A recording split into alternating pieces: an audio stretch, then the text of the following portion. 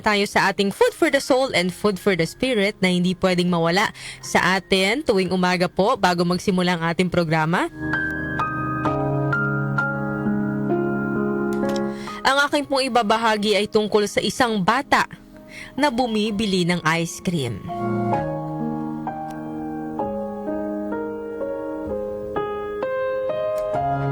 Isang araw, may isang 10-year-old na batang lalaki na nagpunta po sa isang bilihan ng ice cream. Pumila po siya sa counter at nakahanda ng umorder.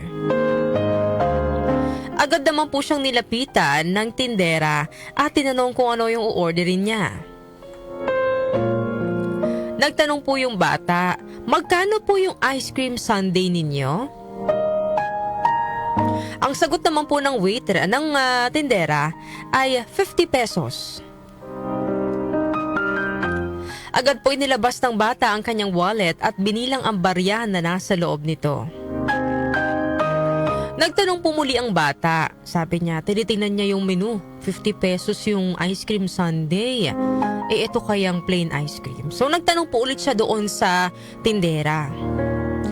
Magkano naman po yung plain ice cream ninyo? Sa pagkakataong ito, nagsisimula na pong dumami yung mga tao doon sa bilihan ng ice cream.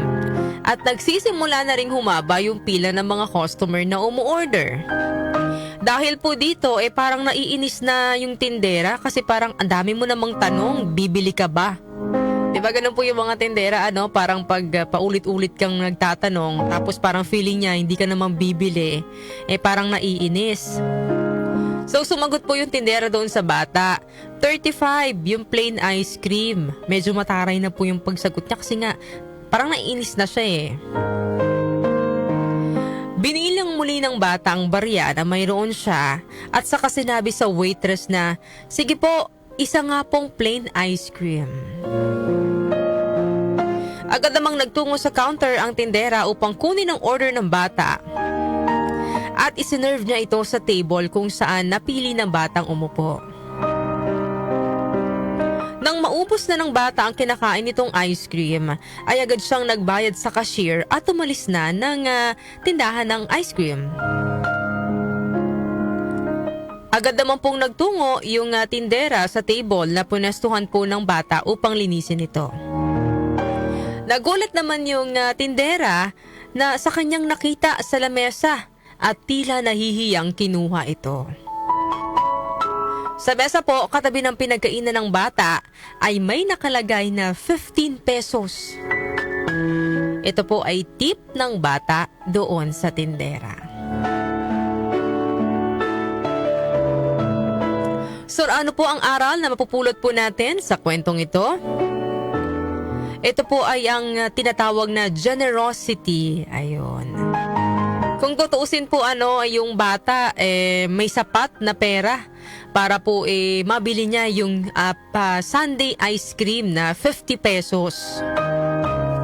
Pero mas pinili niya po yung bilhin yung mas murang ice cream, yung plain ice cream na 35 pesos.